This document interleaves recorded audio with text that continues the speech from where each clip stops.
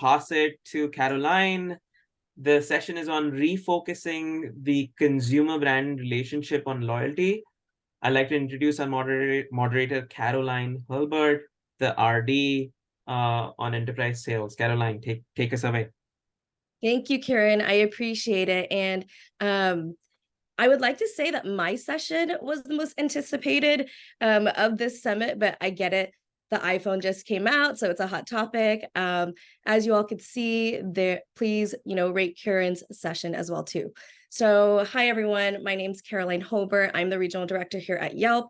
I've been at Yelp for about 4 years now. I am also the ERG lead for our Asian Pacific Islander at Yelp, as well as our women's at Yelp. And I am actively involved in our MLOC women's leadership team here at Yelp. And I'm your moderator for today. So appreciate everyone taking the time to dial in. In today's discussion, we're going to be focusing on consumer brand as well as loyalty. And we have a great panel for you, and I'm going to have them all introduce themselves. Jeff, would you like to start?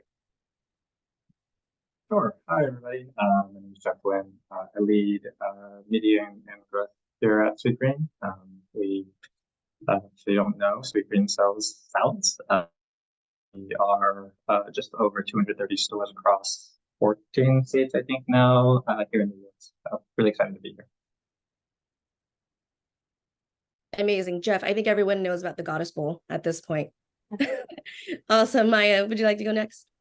Yeah, nice to meet you all. I'm Maya. I work at the Ad Council as Director of Brand and Industry Partnerships.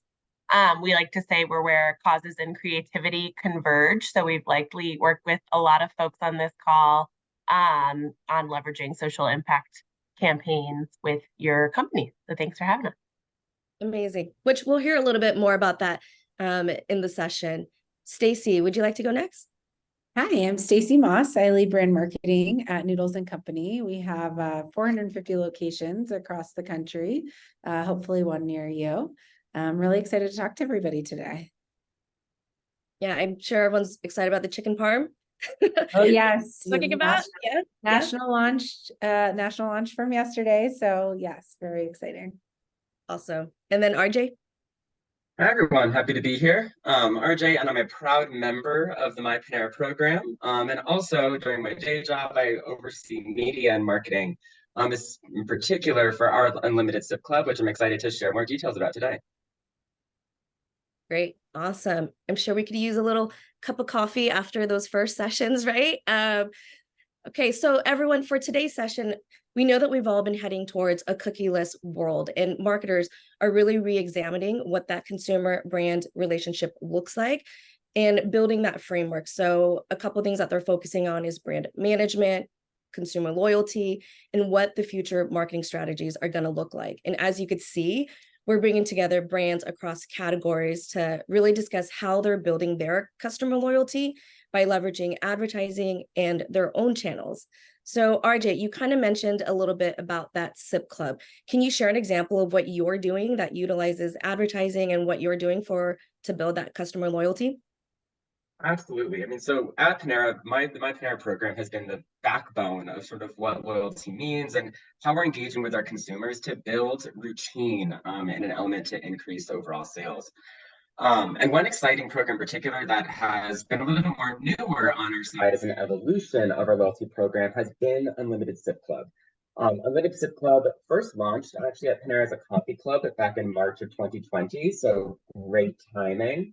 But even a pandemic could not hold us down, and we relaunched the program in July of 2020 as well, and have continued to invest and support and make Unlimited Sip Club a key priority message in terms of how we are increasing that perception of value, that increased connectivity, and that increased routine with our customers through this program.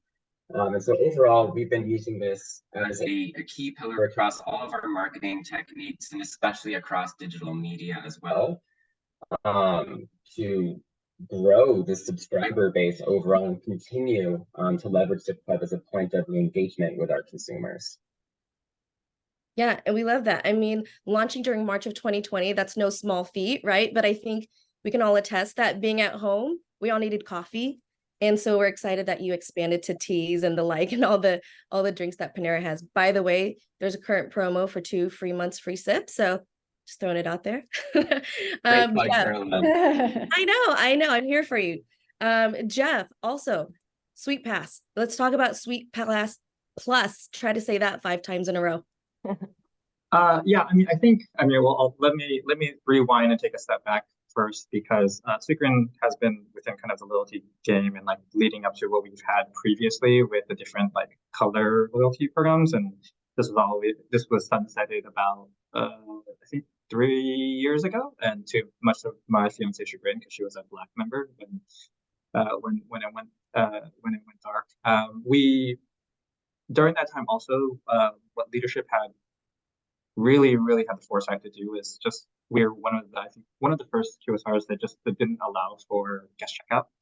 And so that really required users to make an account so that they share their information with us to really understand who are, so we could really understand who our core customers are. And that kind of lends itself really nicely to now, where we release Sweet Pass Plus, which really is kind of the reinvention of our Vine loyalty program that includes challenges and really incorporates personalization, as well as just, saving $3 off every single day for your salad. So if you're like a once a week Sweetgreen goer, and that's like your Friday, reward for the day, or maybe your Wednesday pick me up, you're already saving money there. So, but what we really understand is, loyalty shouldn't just really be a way to just discount food. It's really also just to build a true affinity, add value to people's lives, and that's how we really try to think about our programs as we relaunch and evolve the product. Yeah, I mean, I really missed that peach burrata salad that came out a couple seasons ago, but obviously I know with Sweet Pass I can make those customizations, and there's always new salads that are coming out. Maya, what about you? I know that there is a big focus at the Ad Council, especially when it comes to inclusivity. So would love to hear what you're doing there. Yeah, our positioning's a little bit different as a nonprofit, but we work with groups like you all, and really rely on our partnerships with groups like you all. And hearing these examples is so exciting, because it's exactly why you have such a captive audience, and that audience is really important for our social impact initiatives. So what we've seen over the last couple of years, I know we're all always looking at the Edelman Trust Barometer and all those different indicators of, where our consumers are looking for their brands to move, and more that's trended in the direction of social impact being part of what their brands have to offer. And we love working with brands in that way. So a couple of years ago, we launched a program that we're calling Impressions for Good, which really is just focused on providing different ways for brands to activate on a myriad of social impact issues, and kind of finding the right issues for each brand. And I think this is kind of where I always like to start these conversations, is not everybody has to play in every social impact issue to make an impact. It's really important to know, what's your brand voice, who are you reaching, what's your mission, and how does it ladder up really organically to something that your consumers really care about and want to see you move on, and you want to move on as well. So one example I'm excited to share is we launched last September now, Transforming Hiring and Diversifying Talent, which is a fantastic campaign with Opportunity at Work that's really working on what we're calling tearing the paper ceiling. We all, have seen those piles of resumes every time there's a job opening, and sometimes we are sort of misguided in tossing out those, candidates who don't have a 4-year bachelor's degree. So it's really about rethinking, how can we hire in a more inclusive way that isn't overlooking somebody highly skilled for the position we're hiring for. So naturally, that was a great one to involve a huge coalition of partners in. Walmart was one that was a phenomenal partner to us. It's such an organic fit for them. They're the second largest employer in the country, a really inclusive hiring agent. And it was really organic for them to sort of showcase an associate who already works at Walmart, who kind of came in through a similar pipeline in some of the creative, tell the story of what they're already doing and what they're looking to do, and then really encourage the industry to move in that direction too. So I think that's kind of one of a million examples of how all these folks are doing great work, moving social impact needles. And your customers will be loyal to you for doing that and really thank you with their loyalty when you do that right. So excited to just keep working in this way with all of you folks. Yeah, agreed. We're also doing something similar at Yelp as well too. So Maya, we should probably talk offline about Yeah, that. let's do it. Which is great, right? Obviously, this is just one example of the great work that the Ad Council is doing, which we're going to touch a little bit more about this social impact in a little bit. Stacy, Noodles and Company, we kind of talked about chicken parm. So tell us a little bit more about what you're doing there. Yeah, so I think over the past year, we've really tried to take a step back and say, like, what is our reward member looking for from us, and how can we provide value in a way that nobody else is? We don't have something like a sip club, which I think is obviously proving, I think everybody has sort of followed Panera with what they're doing there, and it's very impressive. I think for us, one thing that we launched this year is what we're calling extra goodness. So the ability to use some reward and offer every single time you're coming into the restaurant. Really, as we saw a lot of brands kind of pulling back on discounts and offers over the last year with inflation and everything else, we wanted to try and implement something that encourage people to be coming back more frequently, more often, and knowing that as a reward member, you're always going to get something. And not only do we, well, it could be a variety of things, right? It's not just one thing. You'll have several things that you can sort of choose based on what you're looking for, and just making sure that we're putting the guest at the center of those decisions has really been very important for us. I would say the other thing we did this year is we implemented a CDP, which is very, very exciting, and is allowing us to be just more segmented, more targeted, and making sure that we're providing our guests with exactly what they're looking for from us based on what we know about them. So that's been really instrumental in sort of moving the way that we're thinking about what offers we put out and who gets what. Yeah, I mean, it makes sense. You want to be able to customize to your consumer, right? And having all those insights to really be targeted. And plug for you, I mean, if you become a new rewards member, you get a free regular entree with your first purchase. So seems I like love that you said that. And I also just realized, so as you mentioned, chicken Parmesan, we launched our first baked dish. We launched nationally yesterday, but we gave our reward members an exclusive 2-week trial period. So the only way that you could get it for the last 2 weeks is if you're a reward member, which was another perk that we wanted to offer through our program, is early access to new products. And we saw great enrollment, but not only just great enrollment, we saw people coming, and then we saw them people coming back again. So the dish is performing really well. We're very, very excited for it to roll nationally. And we've seen some great interest from our reward members already. So I love that. I'm sure you're going to get more reward members today. All of you actually, right? You kind of mentioned there's been a transition over these couple of years. I don't know about you all, but when COVID happened, we've never ever gone through that, right? Our parents, our grandparents have never ever gone through something like that. So the landscape is definitely changing. So we all went through COVID, and now there is this, recession, inflation that's happening. So how do you all anticipate the marketing and ad industry really kind of evolving and changing over these next few years as companies continue to focus the importance of trust in brands? Jeff, let's talk about you, because I know we've been working with this with Sweetgreen for a while, so would love to hear your take on it. Yeah, I think, I unfortunately wasn't able to hear Kieran's conversation about measurement in the last panel. Can speak. I'm sure there's hours on end that we can talk about, measurement and attribution and user privacy as a whole within our industry. As marketers, we understand that iOS 14 cookieless in the coming months, is really, it has already, disrupted our field and will continue to do so.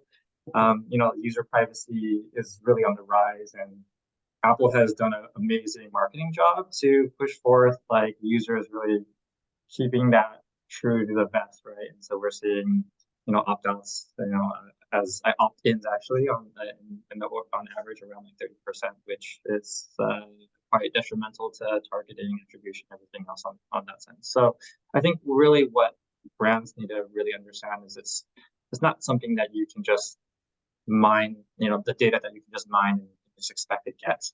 You really have to build some trust in that, and give them reassurance that they should give you their data and you're going to treat it with respect and you're not going to sell it and do all other nefarious acts on that sense. Really, it's kind of like I always talk about, like there's a fine line of being being customizable and personal and versus being way too creepy. But also it's really something that is like a conversation that you should really develop, and it's not something that you can do just over the course of days or weeks, right? It's really something that happens over the lifetime of someone's their relationship with the brand, and brands really need to think about that in a way that is going to be most impactful, not purely just from a dollars and cents perspective, but really from a customer experience, customer engagement perspective. Yeah, agreed. I think none of us really want to be that creeper, as you kind of mentioned, right? Or on Capitol Hill for that matter. So I think we're all doing a pretty good job at that. Also, Jeff, Kieran's session is recorded, so you can all stream it later at your own leisurely time. Stacy, I know that you're doing something really awesome with Noodles Company where you're focusing and utilizing AI, right? We obviously have seen the rise in AI, and companies, I think, for the audience that tuned in for that first session with MasterCard, they've been doing it for 10 years. So would love to hear what Noodles Company is doing with AI today.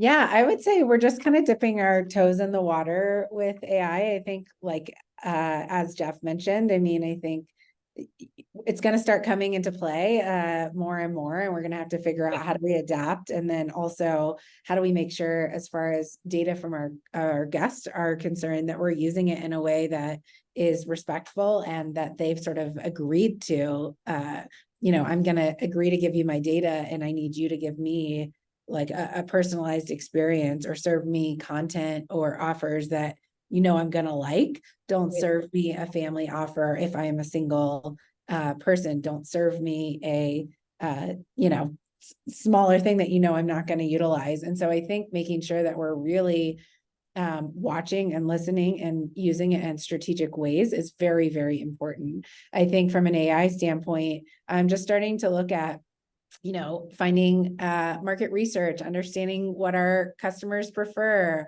emerging competitors. How are we making sure to use that to make some data-driven decisions? Chatbots to help with guest services.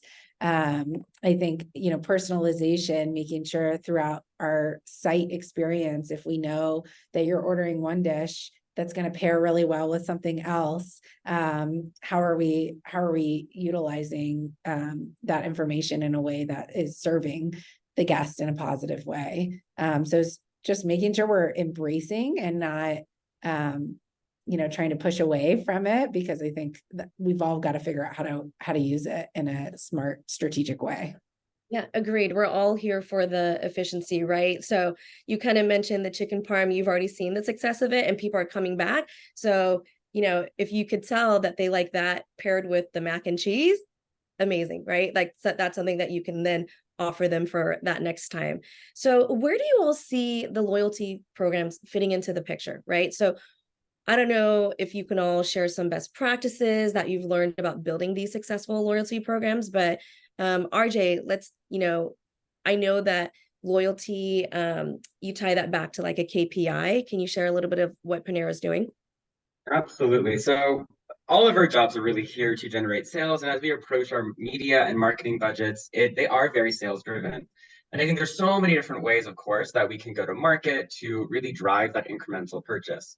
But one thing in particular that we found extremely successful is in thinking about our marketing planning is how does loyalty fit into that larger picture and focus in terms of that customer journey?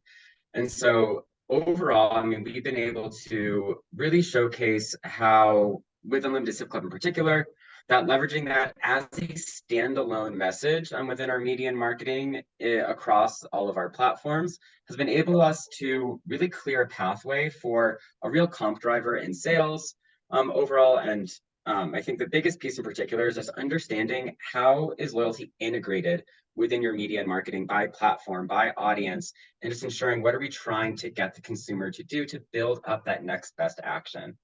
Overall, I think the second piece of that is really thinking about the measurement side. So as you mentioned with the KPI, it's very important for us to understand how is your loyalty program driving value? What is the sales, the frequency that users in your loyalty group are sort of driving above and beyond maybe guest checkout or purchases to really help understand what sort of value is loyalty driving for you, so you can go to market with a very clear KPI in mind so that you can decide, hey, this is what I'm able to go out there and market and achieve in media.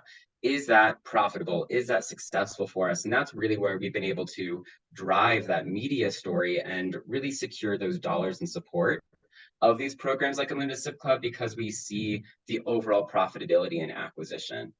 And then additionally, stemming from there, when we think about marketing and creative, one thing that we've been very successful with is making sure that we're keeping in tune with what customers are saying about the program, how they're understanding the way that this program is driving value in their lives, and also how we're able to go to market with a very clear, straightforward message that really cuts through to inspire that overall acquisition of the consumers as well. And also understand what are things that we need to sort of go to market with the media to combat opportunities where there is friction. And so we have this great process where we're really getting that feedback loop internally and spinning those insights in terms of the media message and market in order to continuously be successful with this program.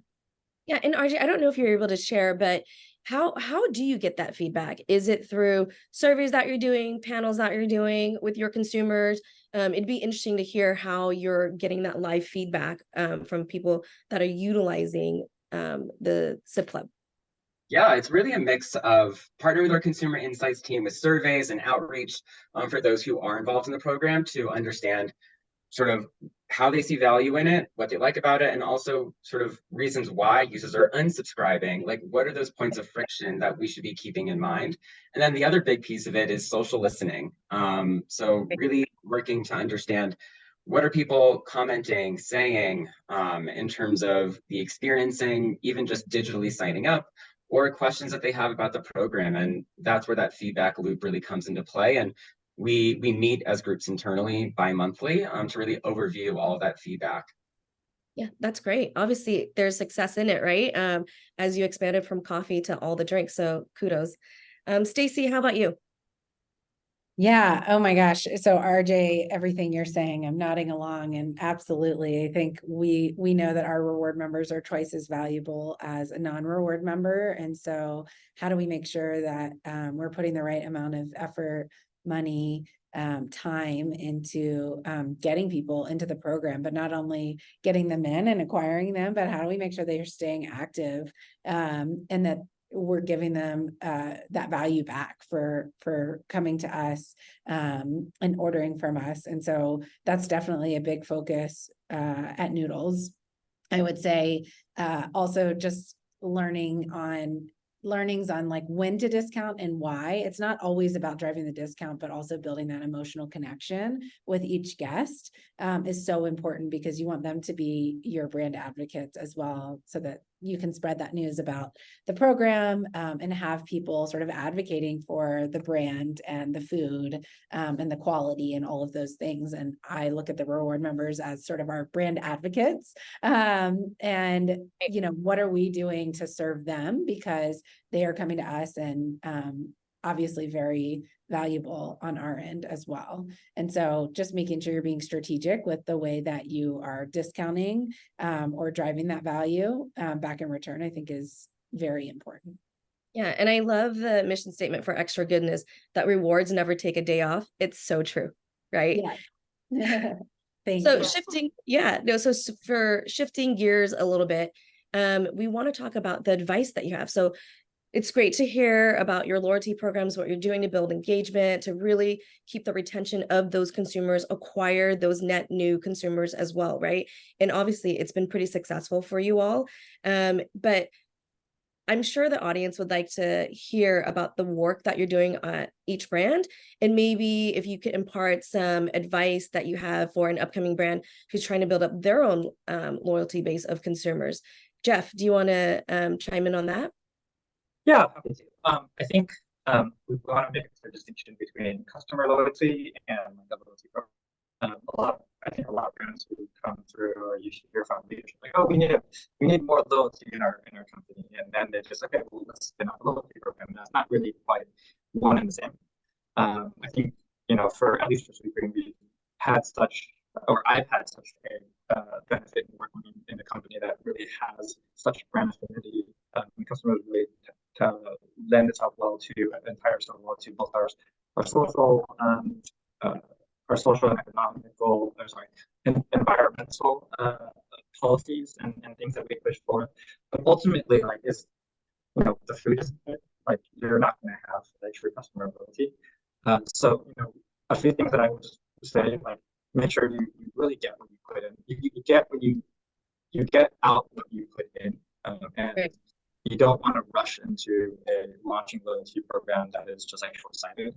You want to think about how your program is going to work long term for your business, and a lot of the times, unfortunately, it is just a discounting mechanism, and that's always not really going to be a way to drive long-term revenue.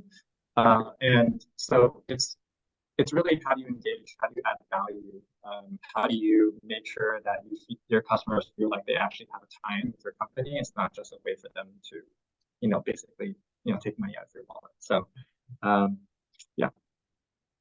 Yeah, no, and that's great, Jeff. So what we're hearing from you is customer loyalty versus loyalty program. You get out what you put in, which makes a lot of sense, right? Think about the program as you're working long term. Don't rush into things, right? Really utilize that data and insights that you're getting to really put out really effective and efficient programs. And then what the discounting mechanism is, right? Maya, so there is a question for you in the chat, and I actually think this weaves really perfectly into the next question that we're about to enter into. So I'll ask the question, and I'll also pose the question in the chat because I think it ties in nicely with what you're about to go into. So seeing that there's a big focus at the Ad Council, recently we've seen a handful of value-based campaigns where it focuses on building higher engagement, consumer loyalty with that specific brand and the work that you're doing with it, right? And so what can brands do to ensure that the campaigns really resonate with their target audience? And the question that we have from you is, let's see, it's from Muna. So Muna asks, in the previous question, Raja emphasized the importance of connecting with consumers on a human level. As a nonprofit, sharing impactful stories with the world is a valuable approach. When choosing partners and topics, how does technology play a role in curating these stories that consumers are most interested in learning about? The Don't Wait, Reach Out campaign was particularly impactful, and love to hear more about it. What a great question. Not a plant, but very good.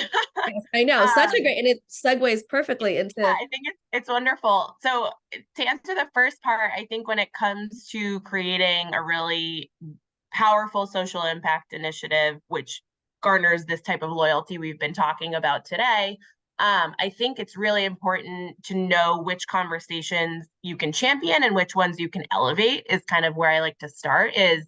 Is this something that's true to your brand voice and really is something you can own a piece of the pie and are kind of a thought leader in? If yes, great, let's work on developing something. If not, also great, you can elevate work of other organizations just as effectively.